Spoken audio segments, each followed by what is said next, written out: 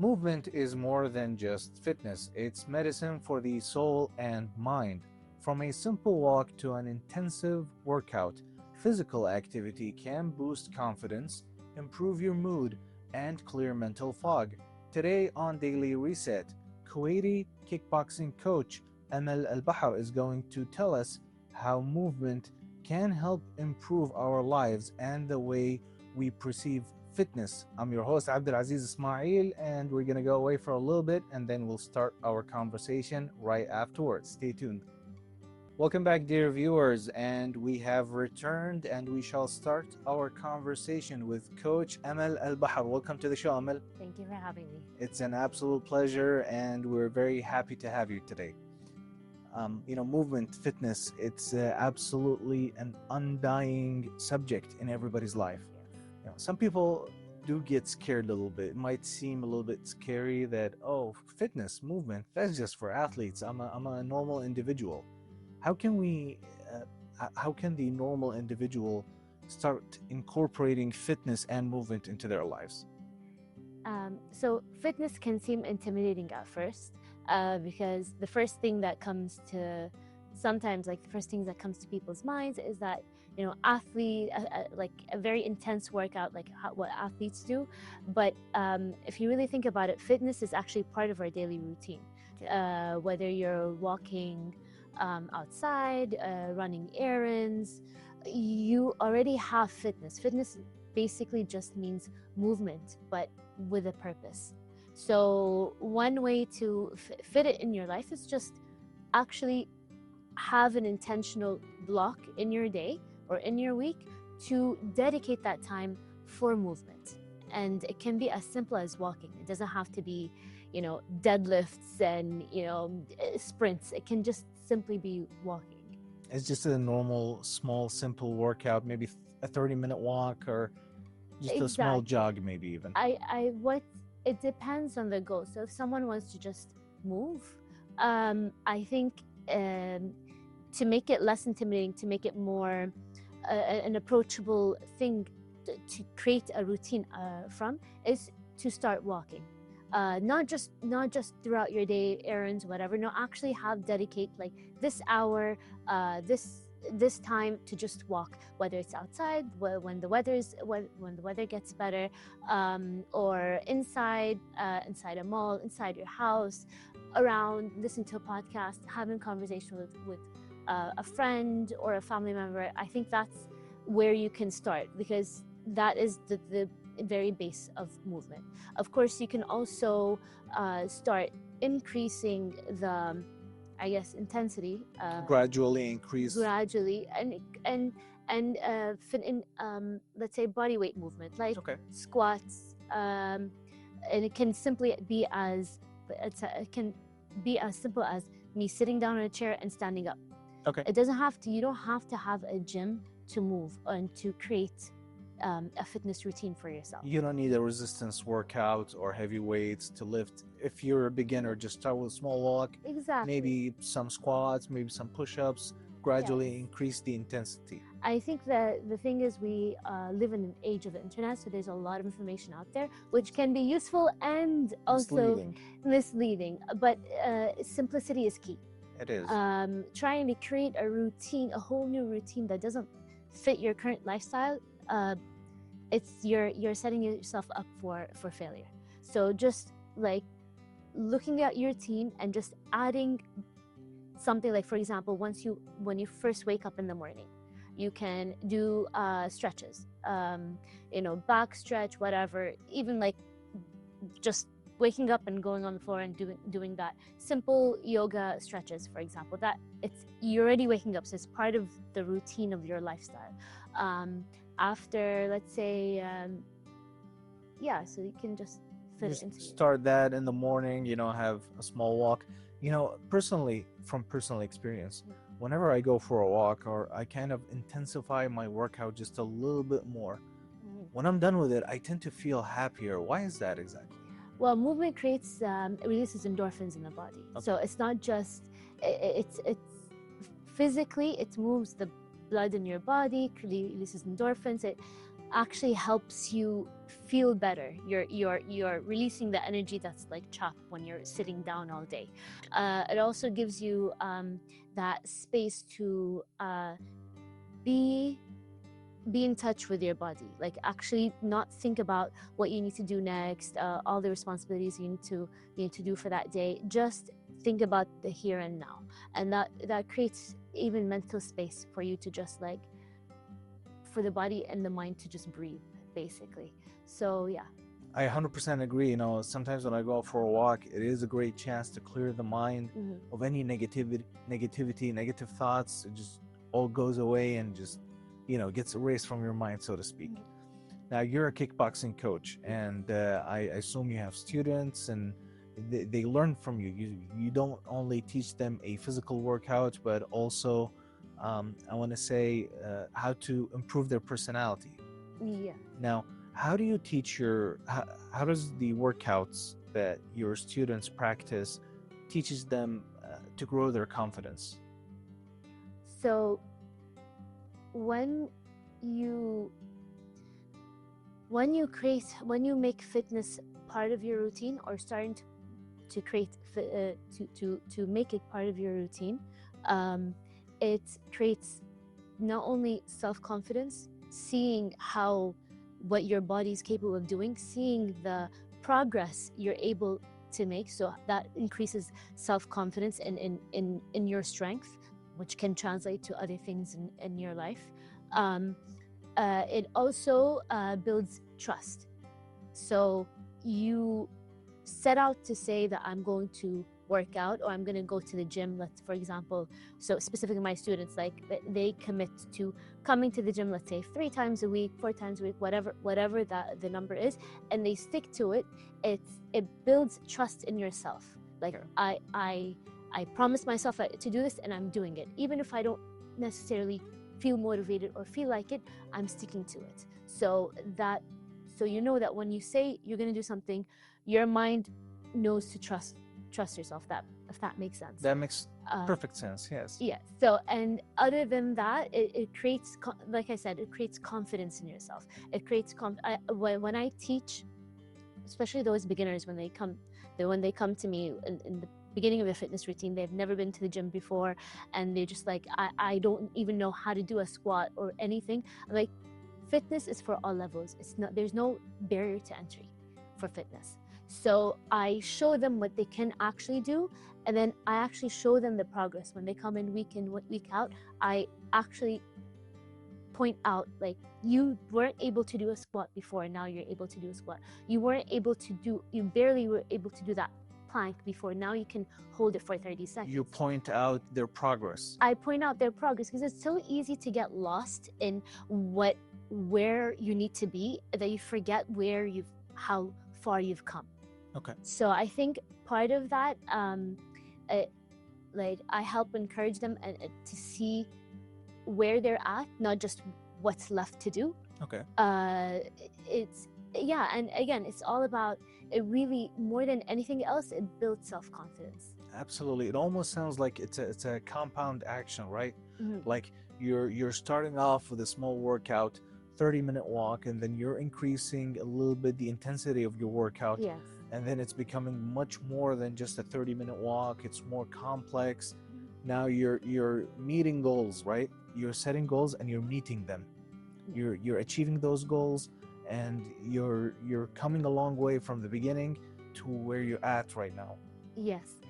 I can see that's how it builds the confidence for the individual. Yes, so it's funny you mentioned goals. I think a lot of people, when they get into fitness, they're very motivated, whether they have an event to attend to and they want to be more fit for it, whatever it is, many people tend to take on more than they can handle, and so they give up halfway.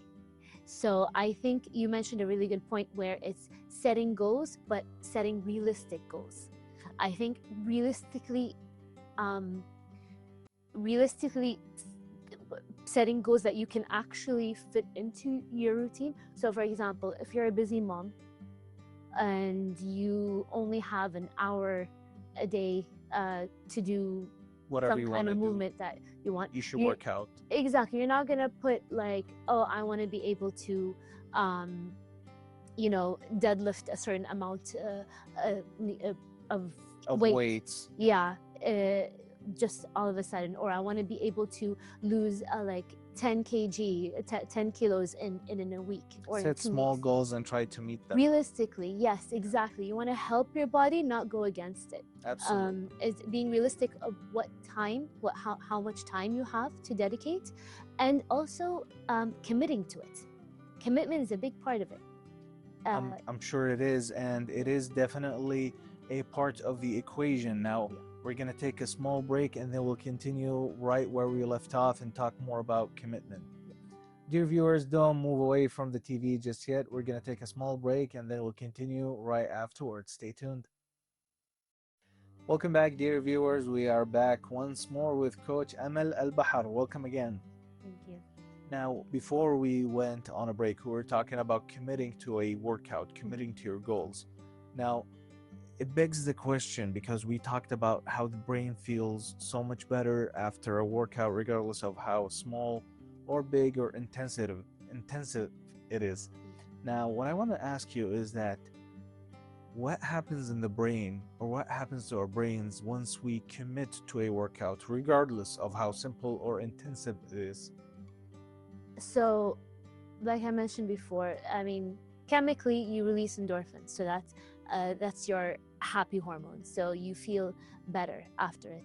But also, more than that, you're starting to build trust. So trust in. A lot of people wait to be motivated to do something. Motivation is a good Contributing factor. but you cannot rely on it. It's not reliable. That's the thing. It's So, temporary, isn't it? It's temporary.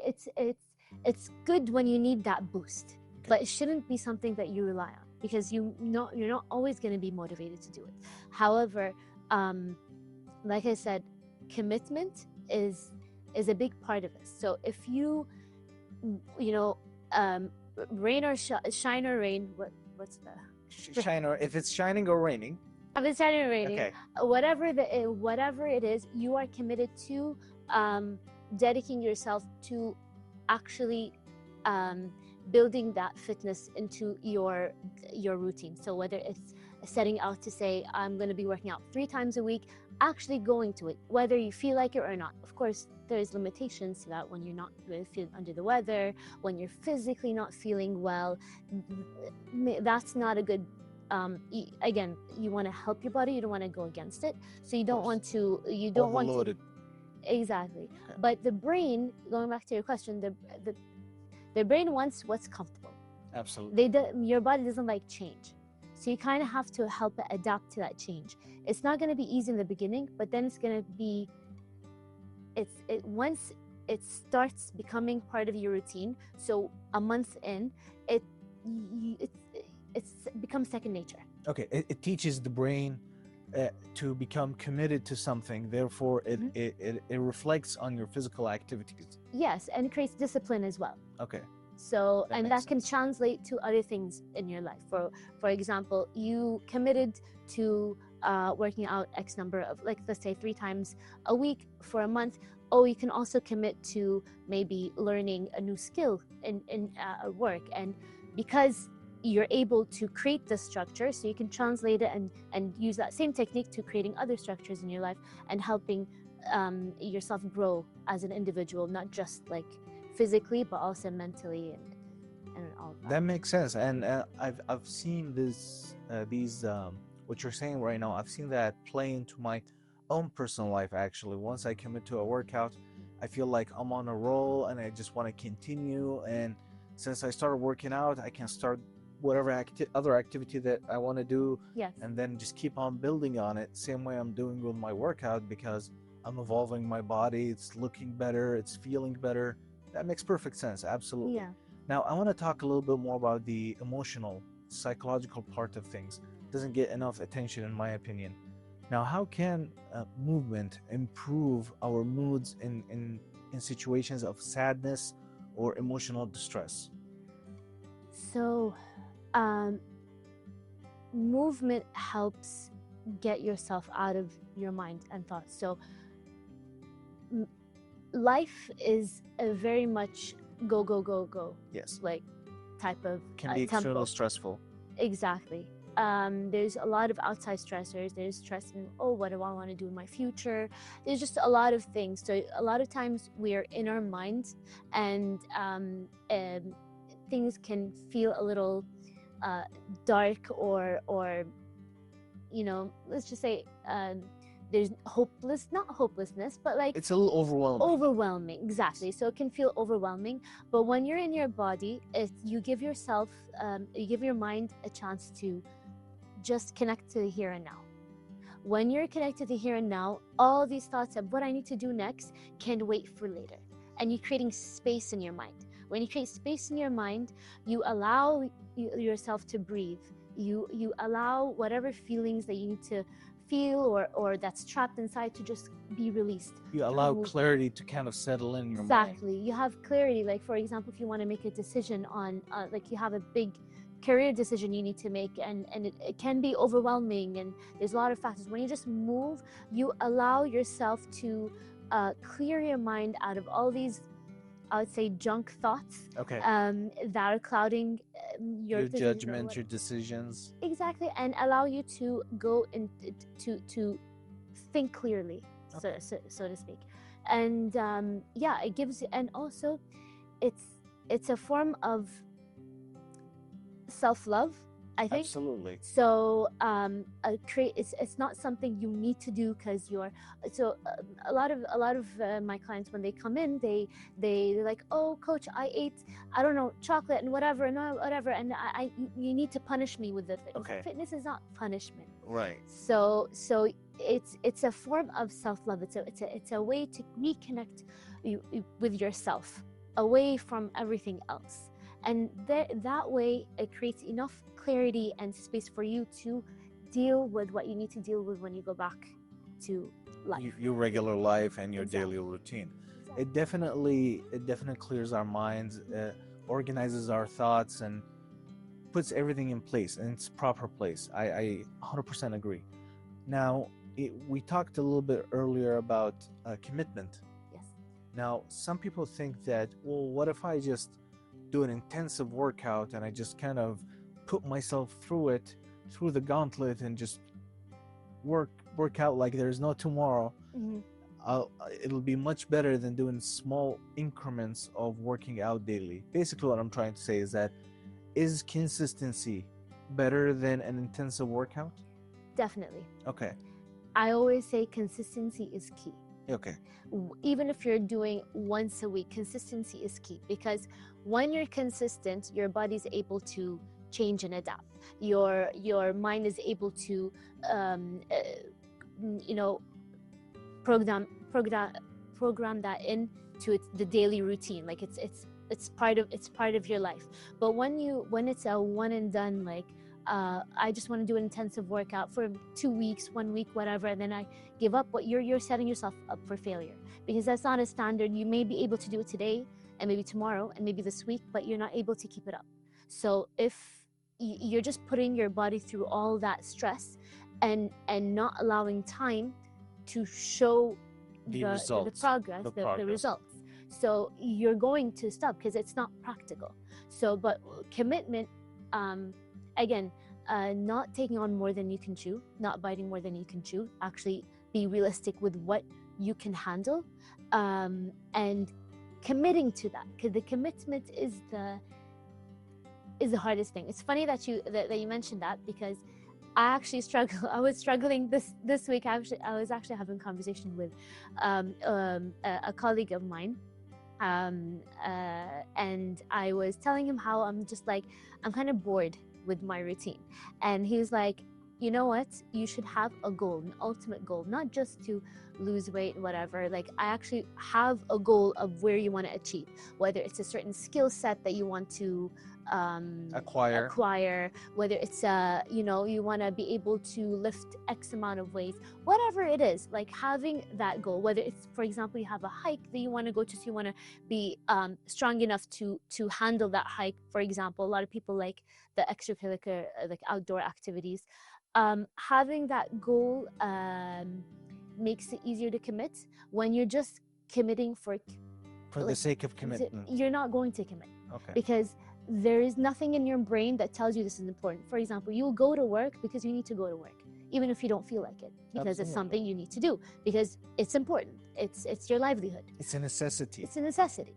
You go to school because to go to school, because that's, you need to get your education. You don't think about it. Okay. So you need a goal, a commitment. You need, first of all, to commit, you need a goal that you know is important to you, and you make it important. Because once the brain logs it in as it's important, doesn't matter if you're motivated, not motivated, you will get it done. You will get it done. It almost sounds like you have to have a clear thought of what the end results could potentially be. Yeah. Therefore, you'll be able to start being consistent and even just surpass the first goal that you've created for yourself. Yes. And actually bloom in whatever department of life, so to speak. Yeah. That's very, very eye-opening information.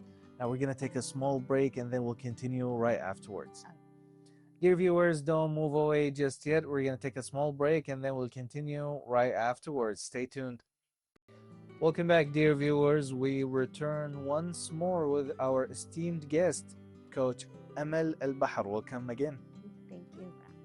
Now, you know, lifestyle, it's different from one person to another. Some people might envy their peers. Oh, you have time to work out, you have time to go to the gym. I don't have the time to go to the gym. So what daily routine that somebody can incorporate in their daily lives that doesn't require a gym in terms of movement and physical activity? So first, to create it into a routine, you need to block it. This is a technique I use because I'm a very chaotic person in my daily life, and for me to be able to create a routine, I need to block it with whatever is already part of my daily routine. Can you elaborate a little bit more? So, for example, I know, for example, that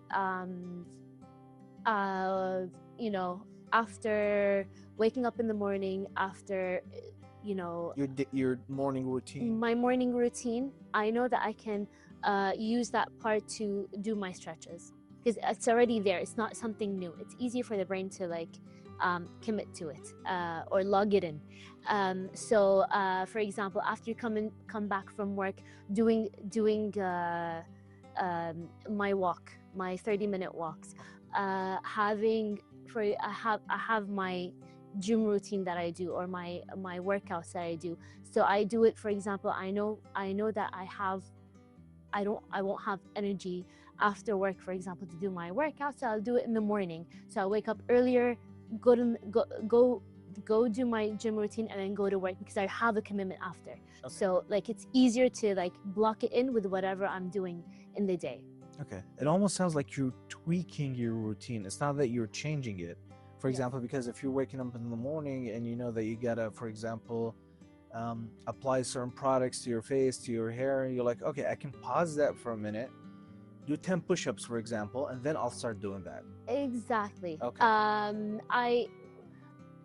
I like to do my own breakfast. So while something is cooking, I sometimes would do the squats. Like I would do my squats when I'm preparing my breakfast, or like after, like you said, after doing my morning routine, this is where I would, like, for example, I have a shoulder, I would say, a limitation that I need to work on.